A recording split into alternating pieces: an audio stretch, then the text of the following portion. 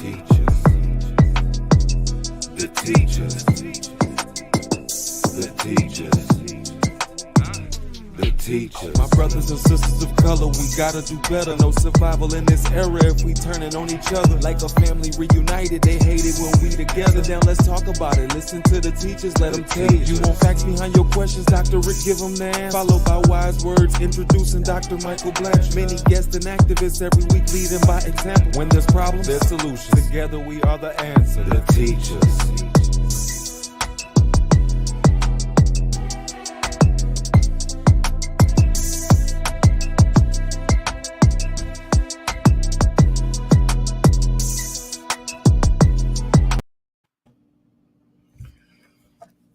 All right. Hello, everybody. Dr. Rick here dropping in along with my friend, confidant, and colleague, Dr. Michael K. Blanchard. Today we have with us Brother Raymond Gant. I am going to do the best I can to introduce this brother. He wears a lot of hats, and that seems like to be all of us as Black men. He has a CDL. He's a trucker. He owns a construction company. He's an author. He's a musician. But today we're here to talk about his passion for caring for the elderly. We talk a lot about all the things that are going on in the Black community. We discuss economic impotence. We discuss African-American adolescent and young adult male violence. We discuss intimate partner homicide. We discuss identity crisis. We discuss so many different things over so many different channels. And one thing seems to be lagging in passion and intensity and concern is the aging population within the Black community and how we are going to confront the unique needs and demands of caring for our elders. And Dr. Blanchard and I have, experience in it, and we have a passion about it. We also, he mentioned, and I'm going to let him talk about that with our guests, that we're a little concerned that our kids are way more detached from their elders than we were. That we had a natural bent towards checking on our grandmother, checking on our mom, checking on our grandfather and everything. And so we swung by. There was always a love and concern. Everybody was at Big Mama's house. Everybody was checking on Big Mama. Now these kids bounce. If you hear from them, one of the growing challenges I have with some of my clients is, I'm not hearing from them, And so what does that look like, 25 years from now? And so since Dr. Blanchard has a more in-depth understanding of what it is that Brother Raymond Gant does, I'm going to turn it over to him, let him lead in the thing. And there's some great stuff that comes out of here because there's a process and a story behind this. And I'm going to let them talk about that. And then I'm going to come in the phase of the conversation where my passion is, and we're going to pick this up and we're going to do what we do. We had, again, some technical difficulties, and hopefully we can work these kinks out. We were doing fine for a while, and then we started running. The last 2 weeks, we've had some technical difficulties. Hey, we had some senior moments, Doc. It's still hard for me to wrap myself around that I'm actually a senior now. I turned 56 in May. And but I've been following Brother Raymond Gant for some years now, and I came across he does these unique thought-provoking short stories on Facebook. I don't know if you've ever read any of them, but the one that struck my attention was the one Put Them in a Nursing Home, and he gives 5 parts to that short story. And he and I started having a discussion over Facebook, and then eventually we had some discussions over the phone. And I said, man, I'd like you to come on and talk about this article because, like you said, Doc, many of us are entering our seniors now. We're getting older. We have to start making better choices financially. As we had on the show some weeks ago, we have to make better choices in our diet, our health. So I wanted to bring Raymond on to not only talk about that, but also to talk about, the latter part of the show. Hopefully we can get into his transportation career, him being an author, him being a music producer, because I think he has some good ideas in that area as well. So Raymond, welcome. And I want to get right into it, man. I want to read the first part of your Put Them in a Nursing Home Part 1, so our viewers can know and understand what the short story was about. Part 1, Put Them in a Nursing Home. Old age sneaks upon you fast, even those of us that come off as forever young. One of my favorite cousins' wife asked him, exactly how old is Ray? And she was amazed to know, well over 50. Funny thing is, I also thought I would stay young forever, or at least it would take forever to get old. Seeing so many of my friends and schoolmates get sick and then dying, none of them have died the hip hop way with bullets. But seeing so many in bad health still hurts badly. You sit there and you look at them and remember them when they were young. The voices sound the same, and yet the bodies no longer match the voices, and yet we got to get old. If you stick around long enough, stay out of that life that brings bullets with it, drive like you are not a stunt driver, and stay out of those Chuck E. Cheese affairs, then old age will find you. Don't worry, I'm going somewhere with this. To be continued. What was your thought process in that first part, man? Because there's some deep things there, man. Well, I mean, the thing about it is everybody thinks when you're young, everybody makes fun of old people. Oh man, get your old butt out of here. I'm not listening to you. I don't know what you're talking about. It ain't funny no more now though. Yeah, and you think you're being funny. Somebody their hair fell out and all that, and you think it's funny. You never imagine that it's gonna happen to you. Right. I looked up. I'm like, damn, I got old. How did this happen? But a lot of people don't know it. I mean, y'all call me, man, I'm kind of disheveled. I just came off of driving 10 hours. So I look messed up. But the thing that really got it started, I've always just looked at how old people would talk to and how black people treat their elderly and their old people. We treat old people bad. It's other races. I mean, white race is kind of bad, but I mean, I want us to be more like the Asian race is. But what the problem is this generation of us that's left now, we've all grown up on radios and TVs. We didn't grow up sitting down on the park bench talking with our parents all the time. Right. Most of us don't really have long, in-depth conversations with our parents or with our children. That's true. We just don't talk. We don't talk enough to them. They don't know enough because the only times most black parents talk to their children is when they done screwed up. They come home, you messed up at school, I'm going to reprimand you for what you did. But getting together to talk, even when we're in the car with them, we had a radio playing all the time. Right. Something I started doing when I had workers in the car with me, I had the radio off. And they say, well, how come you don't have the radio on? I said, because you don't listen to what I listen to, and I don't listen to what you listen to. So since we together, we get ready to talk. Right. And we need to talk. And to the old people, our old people, we don't talk with either. And so the thing is old people, we always looking for old people for money. That's the only thing we look at old people for when we're young is, well, what can I get out of grandma's purse? What can I get her to give me? Or something like that. Or when she did, I got this life insurance policy. Now I can go buy me a new car and I can go back to work for another race. That's a problem. Yeah, it is, man. I mean, I spent 5 years in Indiana investigating the abuse, neglect, and financial exploitation of elders for St. Joseph County Prosecutor's Office. And statewide in Indiana, there are literally 42,000 reports of elder abuse a year. 42,000 in the whole state of Indiana. Imagine what that's like in Illinois, in Texas, where Dr. Rick is, or Florida, where I'm at now. It's probably 3, 4, 5 times that many cases, and only 1 to 2% of them actually get investigated.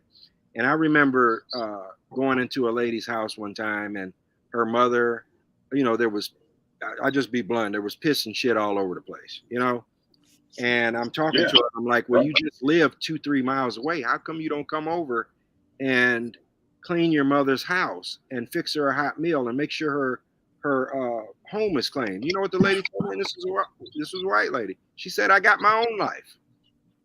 She said, I got my own life. I mean, what does it cost to get some pine sol and bleach? And, you know, and this lady was literally living in her own mess. There was old food around. And so, you know, that was an eye-opening experience for me to do that for 5 years. And after 5 years, you know, you can imagine how burnt out you are seeing that on a daily basis where people are just, you know, they're rotting in their own homes, you know, old food, you know, they haven't been to a doctor's appointment in a year, you know, but like you said, we're there to get the money. You know, the families are taking the money, but they're not providing level of care. I'm seeing it up close and personal now because a close friend of mine that I went to high school with, he's taking care of his stepfather right now. This stepfather has 5 or 6 children that never come over to see him for nothing. All they trying to do is figure out how to take this man's house, take his bank account, and put him in the nursing home, and then ultimately collect on the insurance policy. Right. Now, this kind of works a little closer to me because the friend of mine, his mother who passed like a year or 2 ago, I never met her before. But when we were in high school, both of us went for guitar lessons. And at one point, my father died when I was 9. I get back to that. He was a musician that played with Duke Ellington. But wow. I'm gonna come back around to that. Count Basie. My father, if he wasn't raising me and my sister, he was right there with Charlie Parker and those kind of guys. My father could hear that guy solo and write it down, just hearing it. Write the whole thing down. I mean, if you Google him, you'll be like, damn, this guy, hey, he was Charlie Parker. And so a lot of what he was doing with the music, it has leaked down to what I'm doing musically. But getting back to what happened with my friend's mother, who I had never met, when my mother couldn't pay for the musical lessons, his mother said it's okay for Ray to come by. And he told me at school, he said, just come by my house and I'll teach you the lessons. And he would just teach them to me, and he never charged me for it. I never met his mother until maybe 4 or 5 years ago, and I wanted to thank her for what she did. And I just told her, I said, thank you. She said, what you thanking me for? I said, well, you let your son bring me to your home, and he gave me the guitar lessons. I wanted to thank him, so I want to thank you. I never met you, but I'm thanking you now. I kissed her on the cheek. Right. So all of this made it personal because of the fact that we don't talk to old people. You know, everybody, guys go somewhere and want to talk with a woman, but they never talk to old people. And I tell people, the young guys, say, well, you want to improve your game with women, talk to old people. He said, how's that going to help you? I said, old people have plenty of stuff to talk to you about, and you get to become a better conversationalist. As Blacks, we are not great conversationalists because we don't have anything to talk about. We have Christmas, or we have Black Christmas. We talk about LeBron. We talk about who's a GOAT. We do the electric slide, but we don't have family meetings where we sit down and really actually talk about these things. And I saw it by accident how other races do, because for 20 years I worked for the broadband cable company. Right. And all the gas stations in the area in Indiana were all owned by the same families. Yeah. And so since I was doing illegal hookups, they would all tell me, okay, go over here to his house, go over there to his house, go hook this person's house up. Right. And by accident, I came by one Sunday to fix something at a house. All these families were together, and they were all sitting down at a dinner table, and they were talking about putting nachos in Doritos and selling them to Black people. Wow. As a Black race, we don't have those kind of conversations. Right. I know that sounds crazy to you, but I spend most of my time observing and watching people and try to figure out how I can make us better as a race. And I kind of take these stories, I'll tell you a story, and I kind of melt it into a teachable moment on my post that you see on my page. How can I take this and how can I teach somebody this? But how can I make it fun so they'll want to learn it? See, we as a race have a problem that we think education is a bad thing, but it's the education that's been perverted as the way it has been fed to us. It's not fun, you know. I mean, like I like the Big Bang Theory. Big Bang Theory is a very, very educational show. Very. Black people hate the Big Bang Theory. You say you watch, oh man, you watch that? How you watch that white stuff? Like every character on that show has a doctorate except one character, and that's the one that went into space. Right. We have to rethink our entertainment. Our entertainment has to be rethought. We're looking at entertainment totally the wrong way. Totally. because it's just mindless drivel. Entertainment should always be something that enlightens it. Oh damn, I didn't think of that. I didn't think of this. I didn't think of how I could do that or how we could do that. The entertainment doesn't show us how you build something, how it takes time to build it, and how you nurture it, then feed it and bring it along. We don't do all that with our entertainment. So that's why when you were telling me when you were asking me how come I didn't take what I have and make it into a book, I said the next book I have to write, I have to. It's tough because this thing with Wakanda and all that, that's a great opportunity with Wakanda and Black Panther and all. That's a great opportunity, but all these superhero things don't teach you how to be a superhero. Mm-hmm. So I got off on a tangent, but let me come back to the old people. Old people are important to me because old people are very important to the Asians. I watch the Asians very close with their old people. They keep old people around. They don't try to put them in a home because they know the old person is a wealth of information that they can take the information and they can attack the rest of the world with the information. The Black race, we have to be more like that. And that's why I wrote that article about that, because that guy is getting beat out, and they beating that guy out of his money. The guy that they try to put in a nursing home, they are beating his out. They trying to beat him out of his money. His stepson, who's a friend of mine, he's trying to defend this guy. He cleans him up every day. I ain't never went over that house and smelled no piss and shit. And I think that's why most of the people don't want to deal with old folks. Okay, we all don't like piss and shit. Okay, that's fine. I understand that. But don't you love your person more than you hate the smell of piss and shit? Right. Where's the love at? Where's how you feel about somebody? My mother took sick, and I took care of her. I would run home, put her on the toilet, run to another house, take care of the cable, come home, clean her up. If I had to put in the bed, I put in the bed. I did that. But the thing about it, my mother, it kind of hurt because my mother threw the switch. You know, she had that stroke at Christmas. She's dead in February, and I knew she was gonna let it go because of the fact one day I came home and she looked at me a certain kind of way I had never seen her look at me. It wasn't negative, but it was a look that said, you know what, I give up.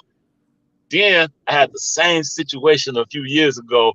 A woman I was dating, it had to be like 10 years ago, and I got real close with her father, but her father got sick, and one day I went to visit him at the hospital, and he gave me the same look my mother gave me. Yeah. And when he gave it to me, I took my chair and I hurried up around my chair across the room and sat down next to him because I knew he had something to say. And he leaned over, he whispered in my ear, he said, Ray, if it's still like this, I'm still pissing and shitting on myself. He said, if it's still like this 4 weeks from now, I'm going to shut it down. And that was still happening 4 weeks later, and he died.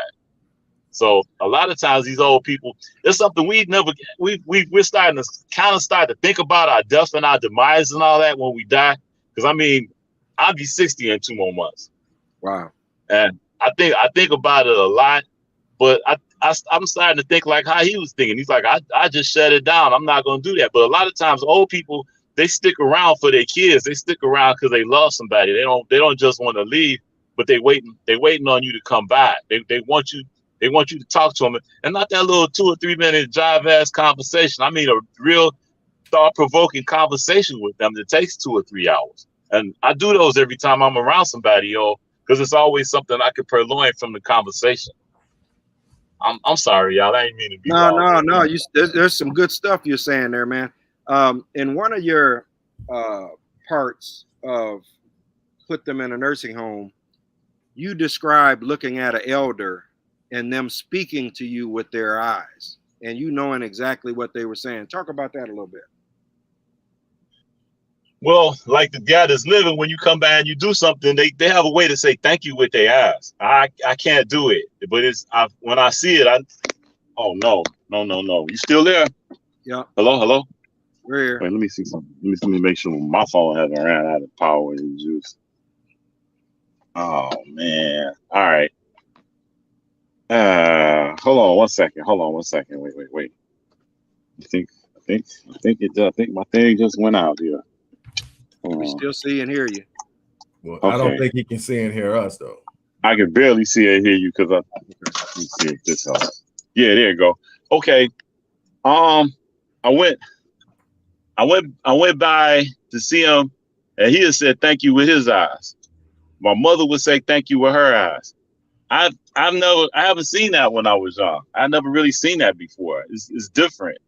A lot of the old people they can't talk. Like one friend's mother, she stopped talking. She was bedridden for years, and just one day she just decided, I'm not talking no more, and she just stopped talking. And her daughter asked me, "Why'd you stop talking?" She said, "I don't have nothing to say." So we got to do better with our elderly, because that's a wealth of information. And a lot of those people are dying with information, and they're dying with crafts that we don't know, that we'll never know, that will die with us. And I mean, I had to see somebody. Because people do talk with their eyes. Cats, I noticed that cats talk with their eyes. They blink slow to let you know they love you and all that. But people saying thank you with their eyes, I'm starting to notice that more so as I'm getting older. So, I mean, it might sound foreign, but I bet if both of you start watching for it, you'll see like, damn, that's what he was talking about. But you have to be looking for it to see it. If you're not looking for it, you won't see it. It won't show up on the song. I operate in a lot of different places. So what you're speaking to me isn't foreign, hasn't been foreign to me for a long time. I was reared by my great-grandparents. So my grandmother's parents reared me. So that was a big difference. But what it gave me was an appreciation for wisdom and appreciation for conversation. It's not a day. When my grandfather took over the responsibilities for me at age 8 or 9, he told my grandmother, I got it from here. And he assumed the primary role. She took on the nurturing role, teaching me all the stuff you need to do to learn, read, and all that. But when it came to becoming a man, he stepped in, and from now on, I got it. I don't think maybe from 8 to when I left the house to go to college, 2 or 3 days that wasn't a conversation. And the crazy thing is, I tell people all the time right now, I don't know what it was that made me not be like all the other kids and go, oh my God, here he come with one more. Oh my, I couldn't wait. I literally couldn't wait to get there and sit down and listen to him talk. And I tell people all the time that this year on Thanksgiving will be 30 years. And I still have moments where I break down because I miss him. He was the source of so much of who I am. I was talking to a very close friend of mine 2 nights ago and got to talking about him. And they were like, he had an impact on you. He said, listening to you talk about him, a lot of that is you right now. That's right. And, I'm like, you know what? Yeah. And so the thing is, I've seen the same thing with Asians because of the environments that I'm in. I'm around them and others, but especially Asians a lot. And they come together on a regular basis, the entire family. I mean, from 90 down to the little toddlers running around. And they'll do it in the most open spaces. They're not hiding it. I see them all the time when I used to have my satellite office in Starbucks. Every Sunday, they rolling up in there 30 deep. They're going to sit down. They're going to have a meeting. It's going to take about 2 hours. They're going to discuss everything from finance to business. How's your cleaners doing? How's that doing? And the reason I know is I stopped and asked. Because they're speaking in their native tongue. So I'm like, hey, what's going on? I see you guys up in there every time. And, I caught the person most closest to my age. Hey, what's going on? And he broke it all down. This stuff is passed down generationally. There's going to be a respect from the elders out the womb. They are the wealth. Yeah. The children are the future, and the elderly are the wealth. And yes, sir. And we're missing it. And the thing is, we used to joke back when I was a kid about how we weren't like them. And when I say them, who I'm talking about. Right. And And we should have said how they throw theirs in nursing homes and all the stuff like that. That's not old for us. That's new. We used to have grandma at home. Everybody was in, and all of a sudden we started getting away from it because we bought into this individuality. This idea is about me. I need to live my life. It's only about, and what happens is it's not just reflecting. What we don't get in Doc, and you and I talked about this earlier, is in the socialization spectrum. What we don't get is when we sit up and disconnect from our elderly because we're trying to live our life, it isn't only reflected in our relationships with our elderly. Without even realizing it, we disconnect from our children. We don't see it, but we disconnect with our children because it becomes about us. Yes. So yes. We don't realize it, but we doing what we have to for our kids because we have to. But the moment that they get old enough, we're pushing them out. Why? Because it's about me. And so we've lost the connectability that gives us the respect for the continuum of life, which means that I love and respect my elderly. I carry myself in a reflection that reflects the people I care about. And that's why people say they see so much of my grandfather in me, is because I'm connected to it. Back when people start to realize just how aware I was about our history, our heritage, and the Black struggle. And it was that time when everybody was changing their name. And people say, why don't you change your name to something more Afrocentric? It said, because, you know, Wallace is a slave name. I said, yeah, I understand that. But the man who gave it to me, that man was a beast. And because he was a beast, I'm going to honor his name by carrying it. I don't care who had it before him. I don't care who gave it to him. But what he gave me, I'm going to wear that name. And I get it, and I'm not judging anybody for it. But what happens is there's a connectivity that goes back. See, when I look at Wallace, I'm not just looking at Rick Wallace. I'm looking at C.D. Wallace, which is my great-grandfather. Then I'm looking at Rob Wallace, which was his father. And so now I'm in slavery now because I'm connected to people who lived in it. Man, and I understand it spiritually. And so what happens is when I refuse to disconnect from the elderly, it gives me the power and the wherewithal and the responsibility and accountability to do for mine what he did for me. Thank you. So that's the problem that we're having. When we don't care for our elderly, we lose ourselves. Thank you. Yes. Thank you. I mean, man, do you know right now I'm going through it with Israelites right now because I refuse to change my name? For 40 years, I've been an Israelite, and I've come to the rationalization that I really don't want to be one anymore. And the thing about it is this. My name is my name. I did what I did to make my name powerful. It's no longer with whatever slave master, whatever who had that connect to that name. That don't connect to him no more. That's what I made it mean. Took that name and made it mean something, you know? So that Afrocentric thing and stuff, I've been working on that. I've been working on that a lot these past 10 years. And I've come to some rationalizations that are not very popular, but it's some things that as a race, we have to start looking at. We're not, the Africans don't want us. So I gave up on them a while ago. But then when I started looking into it, we was never there anyway. We were always right here. But I'm not hijacking what you're saying. Man, to be honest with you, I love what you said. And I love that you sat down and you talked to him. I love that. A lot of youngsters, they starting to want to sit down and talk with me now. They starting to see, but the next move I'm going to make is going to make them really, really want to talk to me. And that we got to get to that organically in the conversation about that. Absolutely. Because our entertainment has to teach us something. And I think I found a way for it to do that, a better way. So, I mean, they might even get me killed, you know, it might, you know, but I'm not afraid of it because I only got one time to die anyway. So what, you know, but it's going to be a good death. But when it comes to the civil rights movement, the 50s and 60s, anybody that knows me knows that Malcolm is my guy.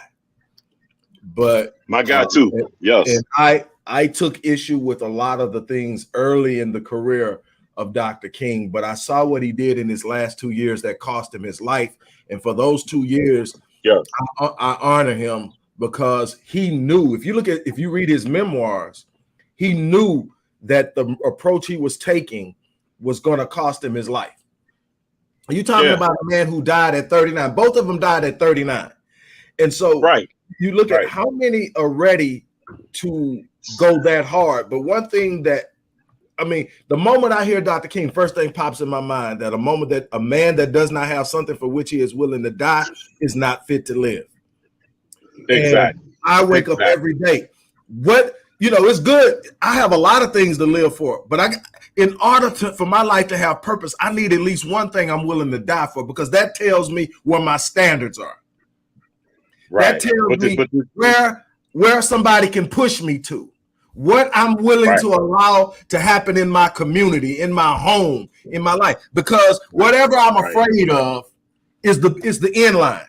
If I'm afraid of something, all somebody got to do is push me there. But when you take a man and his greatest threat is death and he's ready for it, he's a problem.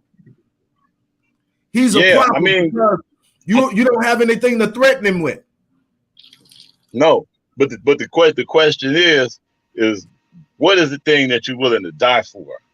It's the one thing, the thing that has been going up that's just been going over our heads in the Black community. The one thing, and I keep looking, I'm like, well, why didn't he do that? Why didn't this person do that? Why didn't this person do that? I had a question I asked about Berry Gordy. We was talking about Berry Gordy, and I said, well, how come he never opened up a Motown theater in Detroit? If he had opened up a Motown theater in Detroit, he'd have had the world by the ass. Because you'd have had the Temptations on Monday, you'd have had the Supremes on Tuesday, you'd have had the Four Tops on Wednesday, Stevie Wonder on Thursday, Marvin Gaye on Friday. He picked the whole thing up and moved it to California and played the ultimate away game, and ultimately he lost. Because he didn't think of that one little thing, because if they had stayed there, they basically would own Detroit now. Okay, maybe the winter weather is messed up. Okay, I'll give you that. I'll front that one to you. But you got a city. You got to take the city. You can't worry about California. Every time we go to do something, we got to take it and run it to California. Why? What is that? Now we don't anymore. Now everybody's staying where they at and doing what they're doing. But I've been looking at this. The thing with Black Panther is, as a movie, it doesn't really teach you how to be a superstar, how to be a superhero. My next book is going to teach you how to be a superhero. I'm going to make it interesting and make it fun. You'll still laugh. You'll still learn. I want to teach you something. I want to make you laugh. I want to give you something to think about, and I want to make you dance. I want all four. I want it to be. Things should be more interesting than what they are. School isn't interesting. How both of you, man, both of you got your doctorates, man. I got to salute both of you. I wish I could have stayed at school. I look up to both of you because of that. Because I never got to do that. My sister's mad at me. She said, why didn't you finish college? It didn't hold my interest. And that thing is going to haunt me for the rest of my life, because I want learning to hold your interest. I want it to hold people's interest, even with music. And musically, I'm going to do some stuff very unpopular. But let's go back to the old people. I'm sorry, y'all. I keep doing this. I'm not meaning to do that. That's okay. We're talking about I'm just excited to be talking to somebody intelligent, man. You just don't know. So let me ask you, we had a conversation a little bit earlier, and we both agreed that as a group, African Americans have the most brilliant scholars, right? But you and I spoke about why we haven't been able to take that knowledge that those scholars, Dr. John Henry Clark, Dr. Amos Wilson, to name a few, why we haven't used that knowledge and acted on it. And you told me something unique. What did you say? You agreed with me, but you said, this is why. Why haven't we moved on that information and knowledge? Because it's not fun. I don't know. I think I might have forgot, because my mind went in so many places. Just give me a hint what I told you so I can get back to it. You indicated, it wasn't fun, but you indicated that we would need to wrap it in some form of entertainment, because you said most Black folks like to be entertained. And so if you're going to get that knowledge to them, it has to be in a vehicle that we can accept it. And right now in 2022, that vehicle happens to be what? Movies and music.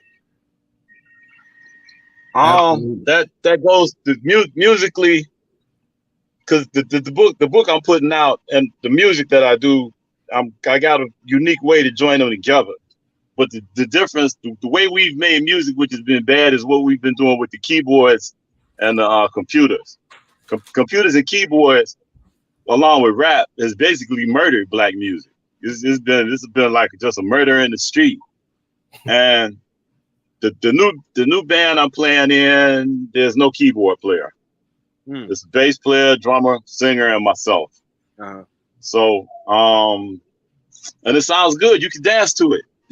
Right. Usually when somebody black picks up the guitar, they want to be black rockers. They want to go and get accepted by white people or something. Like Living Color, that black group Living Color had a whole lot of talent. And Fishbone had a whole lot of talent. But they were so worried about playing for the white race. They never said, you know what, nah, I'm going to package this so black people want it. I'm aiming this at black people. Black people need to see black virtuosos. There's no black John Coltrane. There's no Jimi Hendrix right now. And Jimi Hendrix was never accepted in the black neighborhood wholeheartedly, except for the real hip people anyway. You know, I talked to somebody that was in his 40s that thought Jimi Hendrix was white. You know? So black radio is not informative. It's not teaching us anything. It's not telling us anything. Right. You turn on black radio, then we get so and so in the house and such and all that.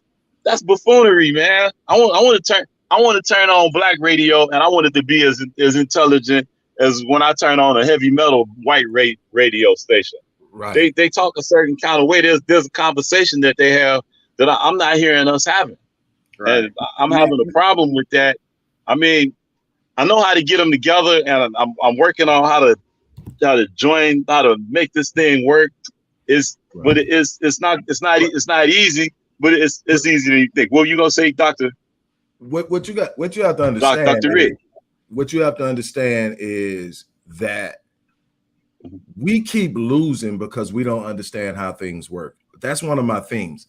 One of the people, and this goes to the point that you made with Dr. Blanchard about why we haven't capitalized on Naeem Akbar, Francis Cress Wilson, Dr. Amos Wilson, and on down the line, Dr. John Heinrich Cock, Dr. Yosef Ben-Yakin, and on down the line, all these great minds, Asa Hilliard. And I could just go on and on and on of these unbelievable minds that preceded, and why we haven't capitalized on all this. And I've had a person that literally dropped in on a post I made on YouTube and about socialization, and especially socializing young black, and said, you know, it just doesn't work. Your plan doesn't work. I'm like, you can't find a person that understands psychology or sociology, white or black, that's going to tell you socialization doesn't work. That's the one thing everybody agrees on. So, but because because he wasn't read, because he didn't understand, my frustration in not getting enough people to help programs made him feel like the program didn't work, because I don't need to read it. I can just look at the fact that nobody's doing it and tell me it doesn't work. No, that's what they want you to do. But check this out. Let me tell you, because we don't understand how things work. Look, what you understand is there's a reason why our pineal gland is larger than anyone else's. That it is not just about melanin. It's about spiritual intuition. It's about the ability to be able to touch things outside of ourselves naturally. It's why we are naturally born with rhythm. Most of the time, we're naturally born with rhythm. If you watch a black baby, you watch a white kid, you watch it up. Even when you take a white person who has been given dance moves and dance steps and they nailed it, they got it down, that's still a natural movement that we make with ourselves that they can't emulate, no matter how hard they try, because it's in us. Well, here's the problem. They've taken an understanding. They ask themselves a question, things we don't do. We don't ask questions. They ask a question. Why are they more rhythmic? During the Vietnam War, they started to do tests on, they started to do examinations on the bodies that were coming back, and they learned that black men had a larger pineal gland than white men. So they started to look at, and what they found out is a lot of things, that we're more rhythmic because we communicate in rhythm. We learn in rhythm. That's why they don't want black kids moving around in school at early ages, because the more we move around, the more we retain. But they understood that. They gained the knowledge of it. What did they do? Well, if that's how they learn, let's give them what to learn. So they hijacked the music. Yes. And then That's right. you watch the behavior from the time that they hijacked hip hop, just hip hop, but they found their way into what we call R&B as well. That's right. Okay. And so we move away from the natural part of it. When you go back, man, the last pure thing that you can see in music was the dying out of the band. The band, the Earth, Wind, and Fire, the Ohio Players, Confunction, Cameo, all these. You went and there was a brass section, that was a percussion section, that was guitars, lead and bass, and everybody was out there doing their thing, and you got it, and they moved us away from it, and then they buried it in tracks. So now it's the producer that's the hottest person in music right now. The producer getting paid. Why? Because we're going to hide the stupidity behind good tracks. Why? Because they are naturally rhythmic. If we hide it behind the beat, but here's where it gets deeper, then I'm going to turn it back over to you guys. Here's where it gets deeper. To those of us who understand and love music, I grew up in a musical family. So those of us who understand music, we're literally losing our minds because we see crap. But for the average person, they're lost in the beat. Why? Because naturally I'm designed to move to it. So what do? They took dumbed down lyrics, dumbed down stuff, vitriolic lyrics, and they hit it behind a track. Most people ain't even listening to the words. Hell, with these mumble rappers, most people can't understand the words. But guess what does understand it? The subconscious.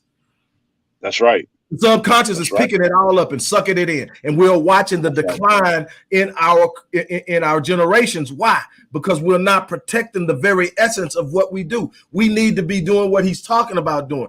We want to teach our kids, put it in music, put it in film, put it in videos, because that's the way they're consuming now. That's right. Absolutely. On that with the music, what it is, they changed the beats per minute and the megahertz. When they changed the megahertz and the sound of it, and then when they took it digital, because people are buying vinyl records again, but the music is being recorded digitally. It's not being recorded analog on the tapes.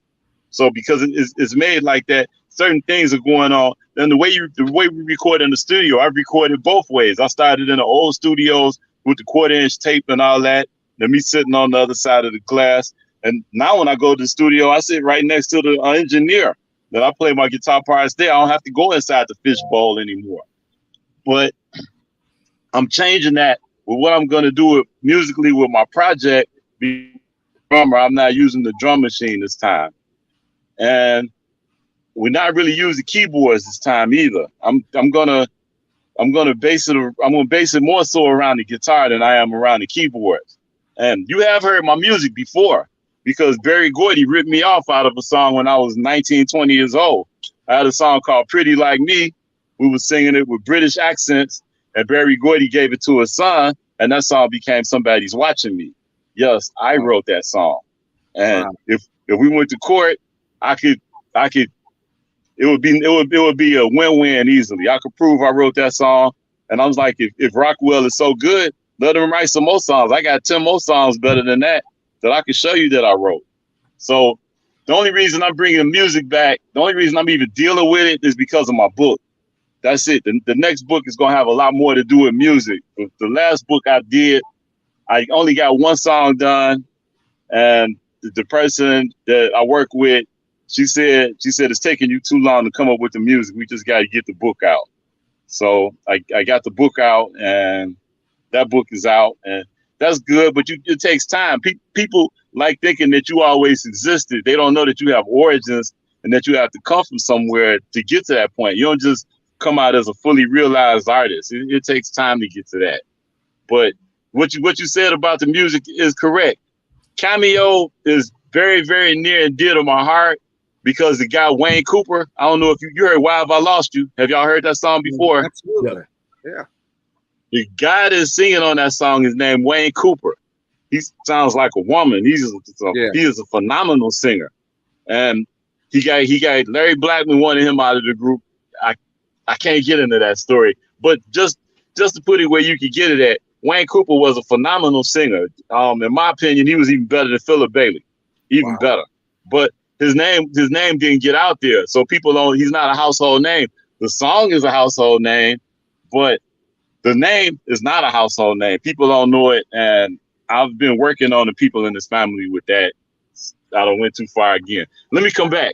So, but like what you were saying about as far as that with the music, we have to pick what we let our children listen to. Other races are listening to jazz like 40 going north. I mean, jazz was music and our brain waves and what you were talking about with the pineal gland. Jazz came straight out of the pineal gland, directly out of it. Jazz is the most sophisticated version of music we ever came up with. Nothing. I don't think anything we ever have will ever compare to it. To me personally, that's where my heart is at, is with jazz. Blues, they have a play on words that they play with words with us with blues, where they say blues created all other forms of music. And I get in the arguments with musicians about that, with other musicians. I say that's not true. Blues didn't create other forms of music. Black people created other forms of music. Blues is just one of the ones that we created. And I believe we can create another form of music. I believe that. But we have to put the instruments back into our children's hands. And there's only one way to do that. You got to show them black virtuosos. And it still got to be entertaining, and you still got to be able to dance to it. That's the problem. Because women want to dance. Men want to watch, and men musically, we want something that's athletic. We want to see degree of difficulty. So you got to figure out how to marry a degree of difficulty, and you got to marry them dancing. If you can put those two together, you got something. And I think we can do that. I don't think it's over with by a long shot. So, man, music is therapeutic, Raymond. It's everything. When my father was transitioning, he started transitioning in 2009, and I know that part of what kept him alive was music, because his wife used to come every Sunday, and they would, he was in a nursing home. He was bedridden, and it was necessary to put him in there because his wife was much younger than him, about 20 years, and she would come home and find him on the ground, and so we agreed to put him in there. But she came to visit every Sunday, and they would talk about the old times, and they would listen to jazz and B.B. King and those type of artists, and that really uplifted him. She got ill herself at one time, and she was no longer able to come up there every Sunday, and I watched his decline from that point. So that music and that conversation, that socialization, and the music that he listened to me, it extended his life, Yeah. I mean, there's actually a commercial, and every time I watch the commercial, I'm like, I wonder if anybody else gets what's happening here. And it's a commercial about a black couple, and it starts back probably 50, 60 years in black and white, and it's when they met and they meet and they go on the floor and they're dancing.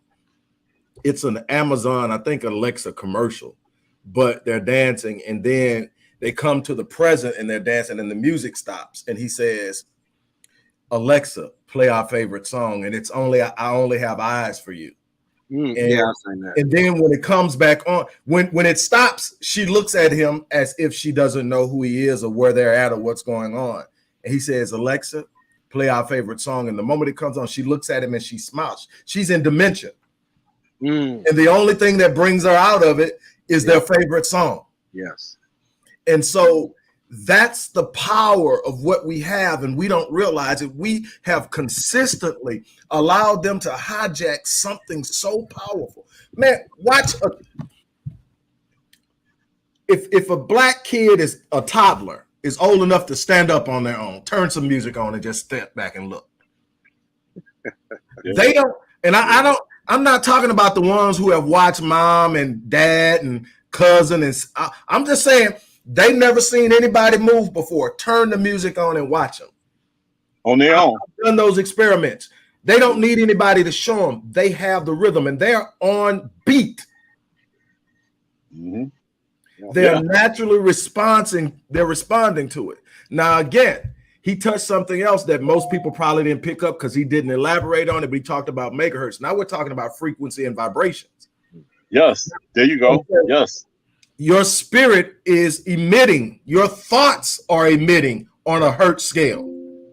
Your body's emitting. Right. So when you start talking about megahertz, now you're talking about how it's being broke down in the different frequency and vibrations and levels. And anybody that's in the studio knows what he's talking about.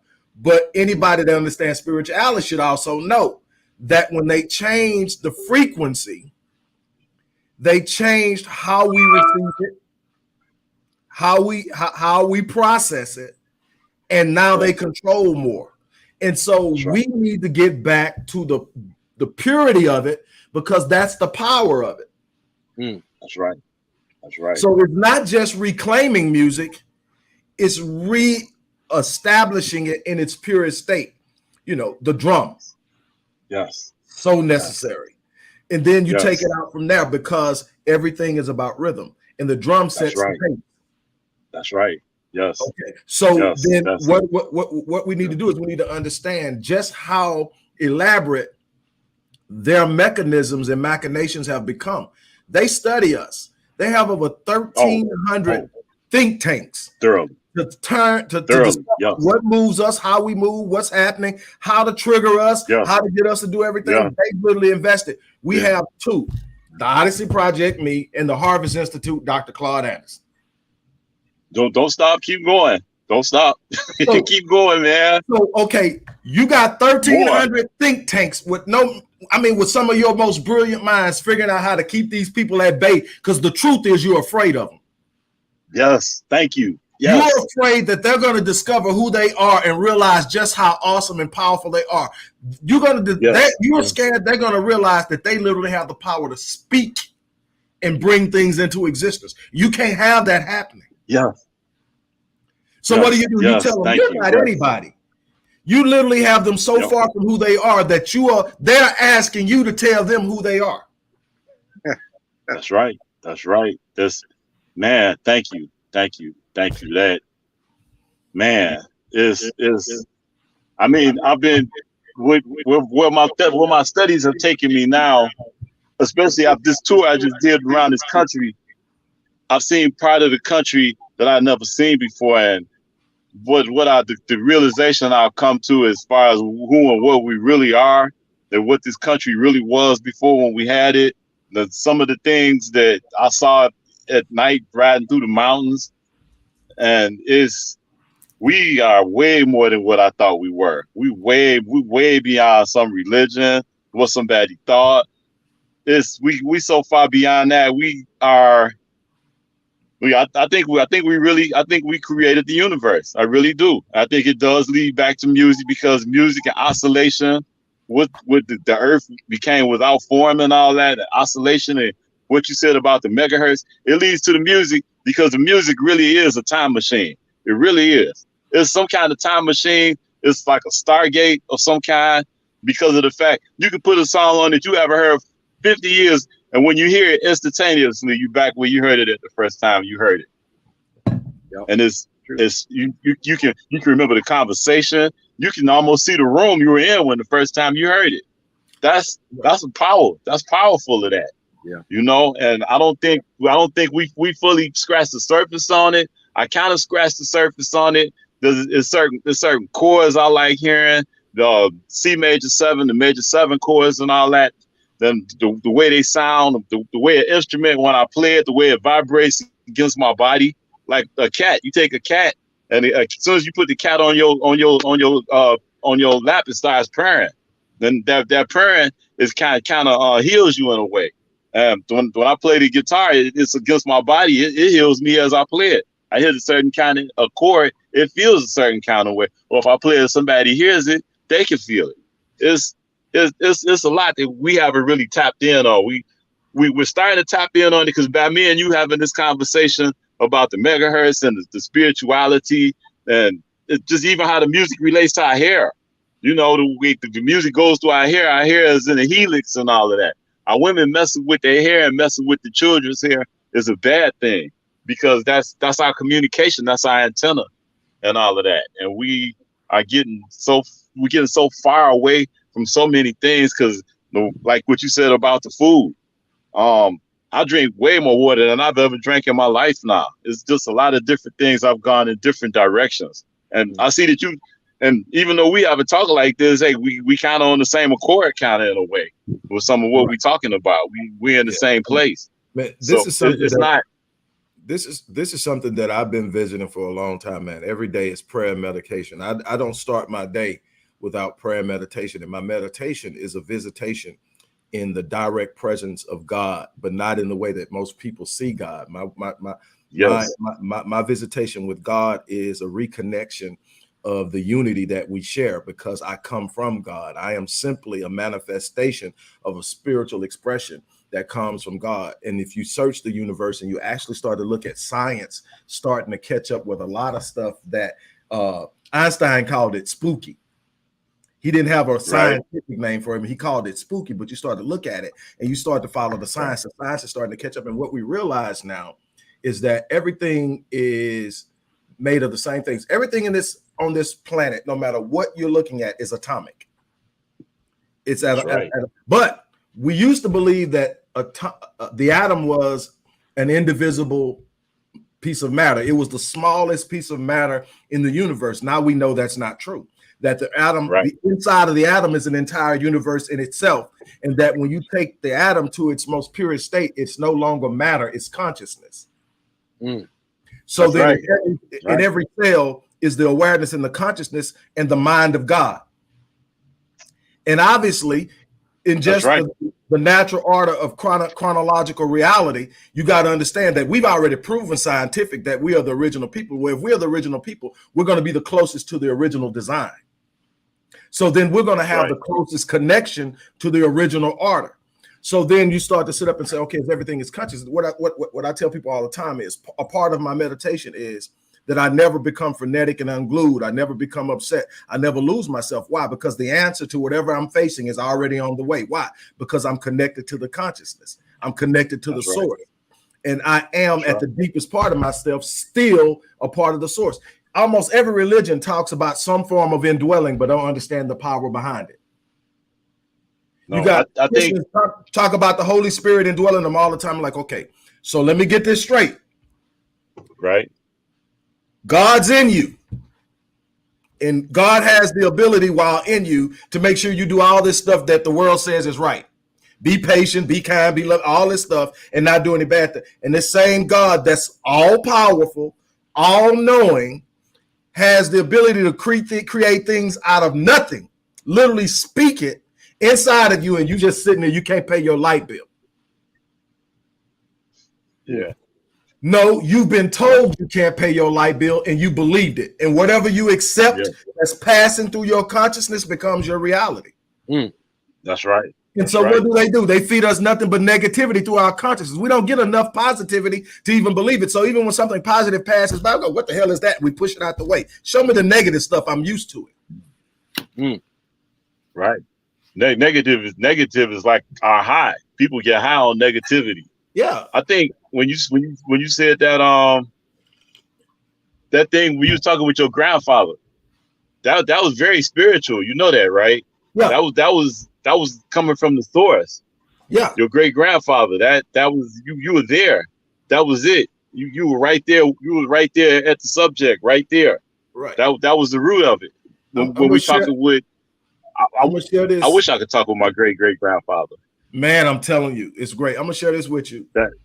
And then I'm gonna give it back. And I don't even tell everybody, because you got to feed people at the level that they're capable of eating.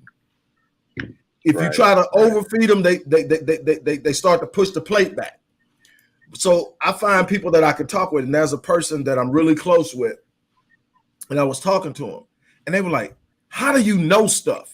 And what they're talking about is not the stuff I know from what I've read, stuff that I shouldn't possibly know because they haven't told me. It's in their personal life, and I'm calling it.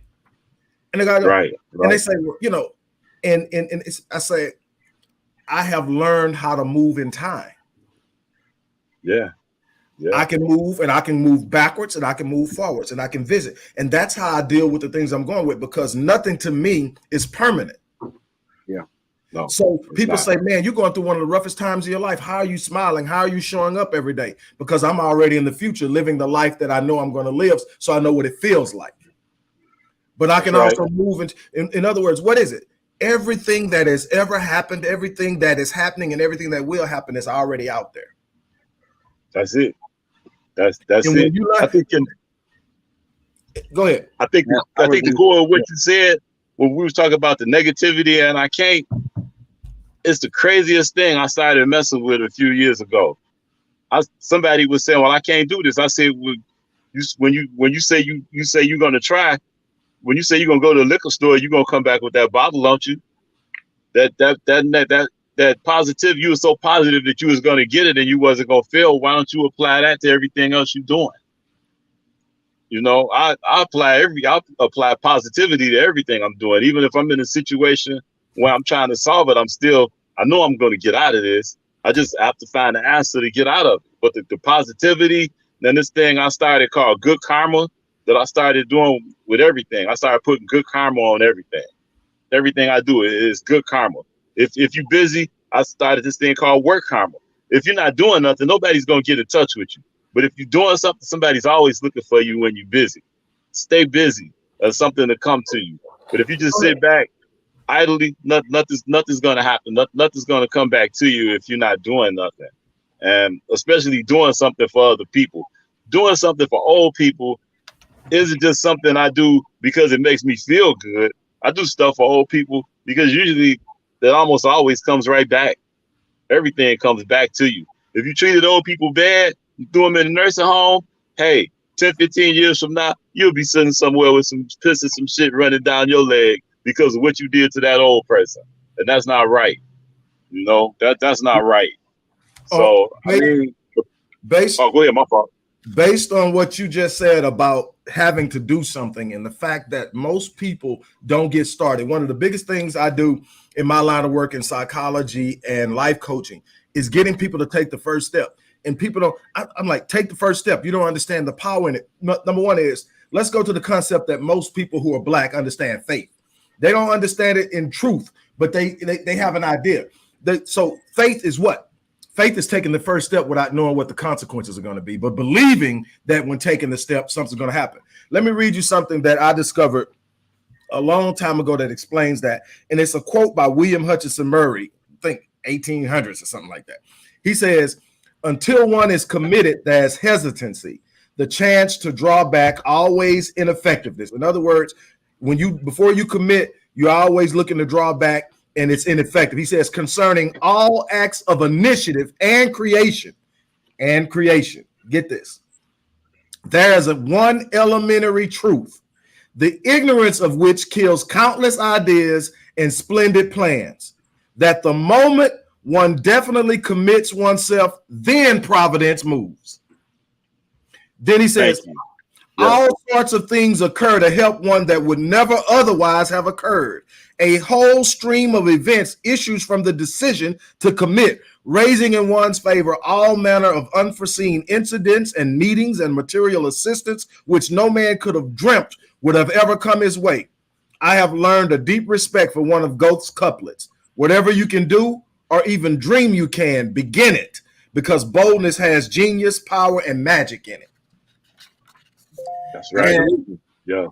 And our elders called that spiritual discernment, what you've just been talking about the past 5-10 minutes.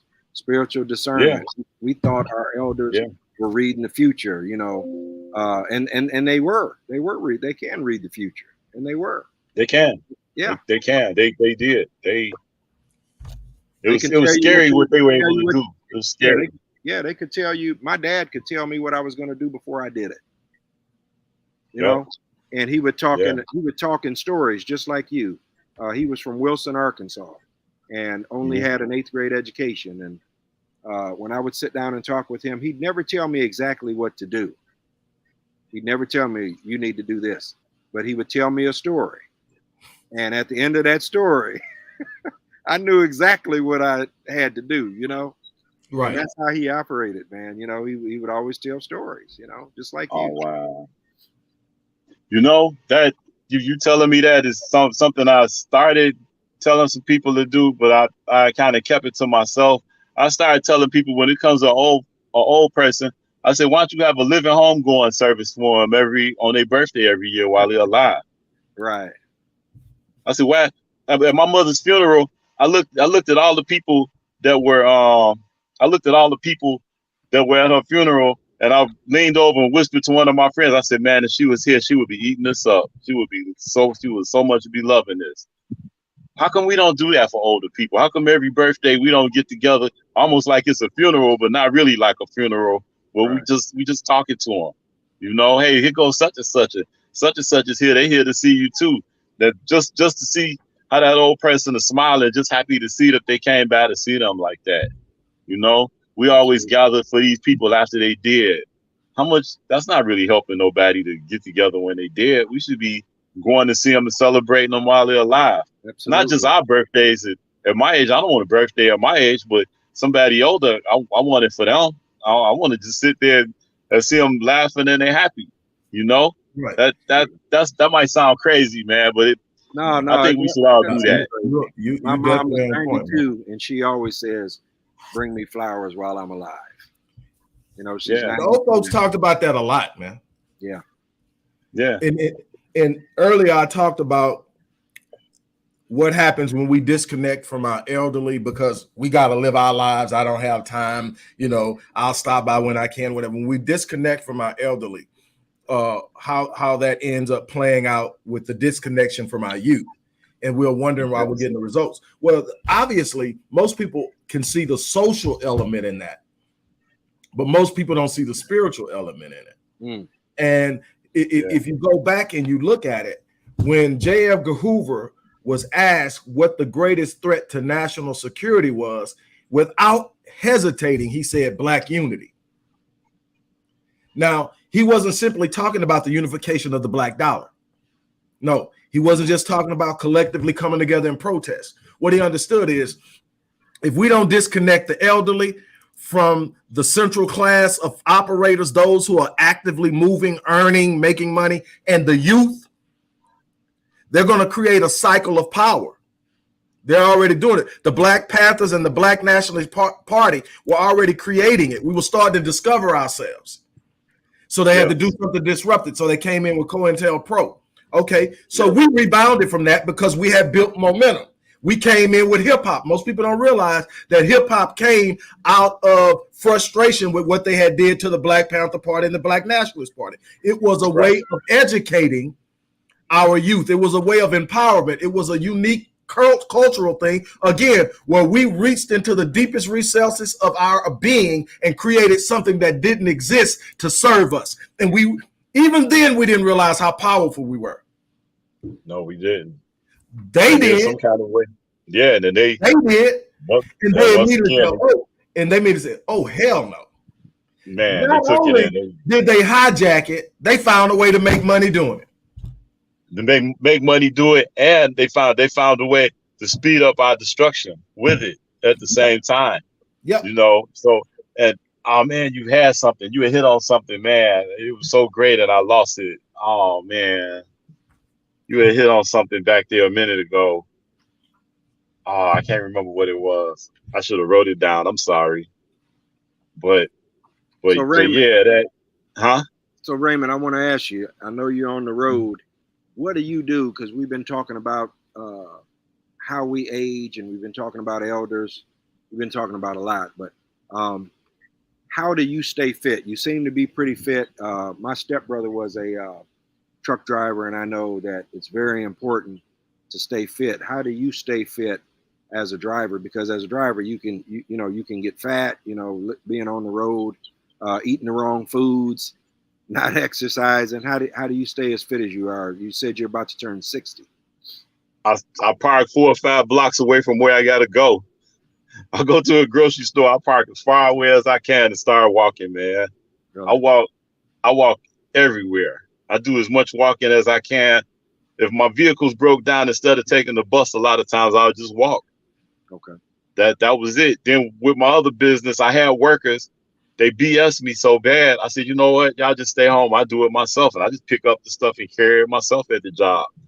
Like the other day, I forced myself to carry about 10 heavy ass tires a few blocks, at the job. So a lot of it, there's little things you can do inside of what you do every day. This little bitty thing where you just walk further instead of trying to park by the door. You know, little things like that, man. They help so much. They're carrying things and just doing it yourself. You know, and I guess it's also I still have fun, man. I still watch my Woody Woodpecker cartoons. I Right, ain't never right, outgrew that. You know what I mean? I keep the right. kid, I keep the child nearby some kind of way, some way. You know. Absolutely. Lord have mercy. Hold on, let me take this right quick, y'all. Hold on.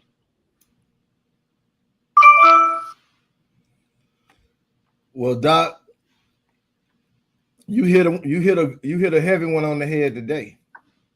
Yes, sir. I It's don't know if definitely a conversation did he freeze? that Did he freeze up?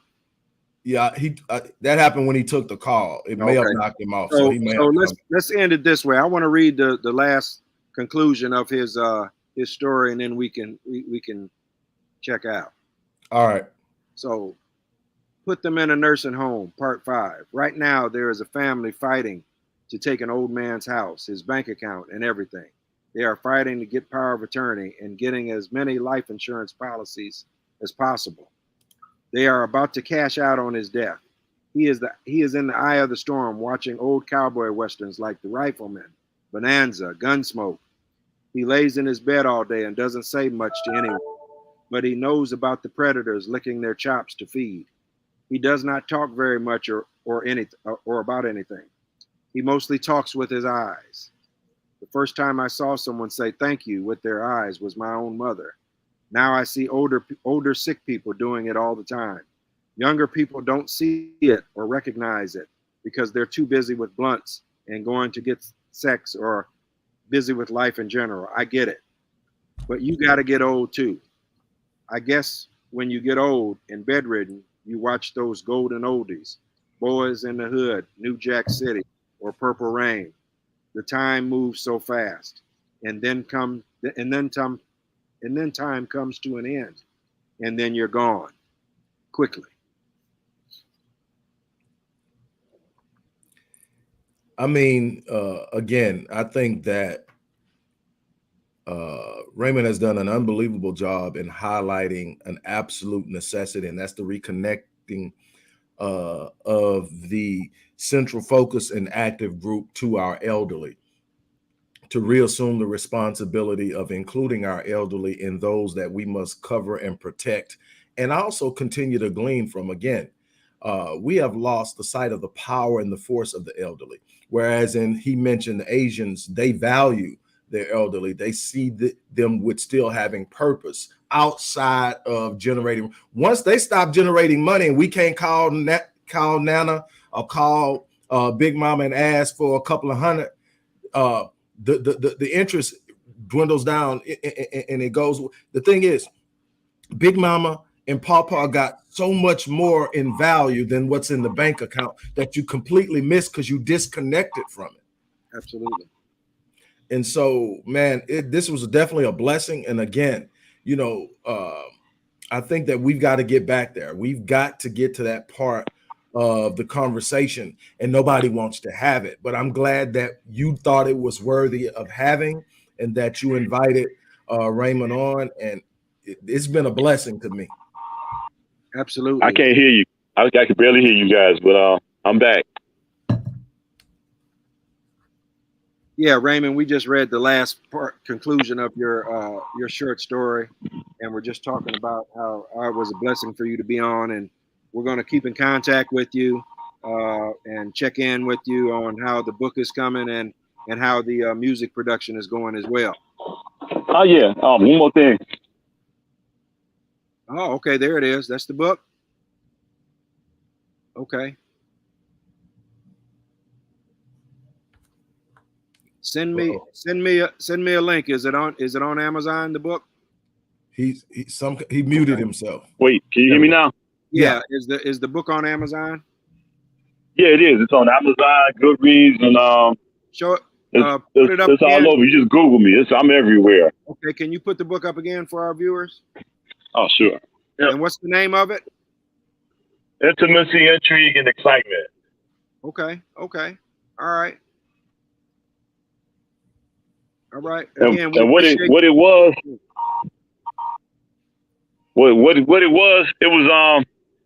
it it was meant to be a book for young black women.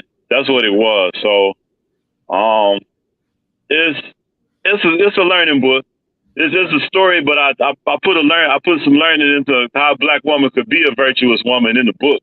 It doesn't seem that way at the start because it starts with a lot of sex. Right. But I had to put a lot of sex in there because it was kind of a plot device kind of. Okay. So it was like a dry run of me wanting to use entertainment as a learning tool. One woman told me to read it. She said, "You take those first 20 chapters out of the book, and that book could be in any school." I said, "I know, but I needed to put the first 20 chapters in there to make sure they wanted to read the last 40." Right. You know. Whereas the next book is going to be more so for young black men and for teenagers. This is a how-to book, but I'm putting it into a superhero story, and it's got sci-fi in it. It's got horror, but it's a teaching device. It really is. It's radical. It's kind of more of what I'm writing because I'm sewing together what I'm writing on the internet, but it's more powerful. It's got that fist, you know. It punches with the hard fist. It's kind of a love letter to Malcolm X's nephew. His name was Dwayne Little, and he came to visit my family when I was in high school. Wow. So I haven't forgotten him, you know. But it's me saying, reaching out beyond the great beyond and say thank you. He died a few years back. He was a good brother too. You know, man, thank you for coming on. You've reminded Dr. Rick and our viewers with a lot of the stories that you brought up. David Little, you know, it reminds us that Chicago is and was the epicenter of the Black Revolution. You know, Chicago is and was the epicenter of it. So we thank you for reminding us of that. Dr. Rick, you want to take us out? Again, I want to thank Raymond for coming on. Thank Dr. Blanchard for actually reaching out and bringing you on. I want to thank all of our viewers for stopping in. Again, show your love and support for the work we do. You can do that by looking in the description box. Stay tuned. We have some more exciting guests coming in the coming weeks. We'll keep you up to date on that. On that note, we're out of here. You guys have an